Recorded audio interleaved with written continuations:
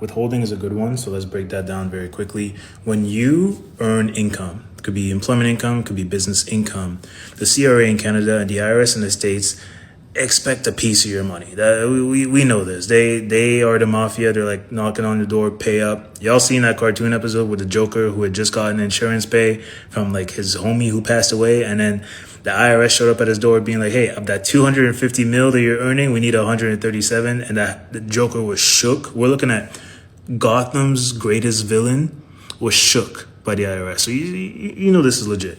Withholding, though, I like to go off track because I don't know, I love this stuff. But anyway, withholding is what happens when the CRA and the IRS demands your employer, or if you're self-employed, yourself, to estimate tax that would be owed on an annual basis and prepay that, which means in the case of an employee, every time you get paid, they're going to prematurely separate what they expect tax to be on that pay, on your gross pay, and park it. So as an employee, you don't have to think, oh, like I'm going to have to pay a big chunk of tax at the end of the year. It's all parked up and paid already to the IRS and to the CRA through my employer.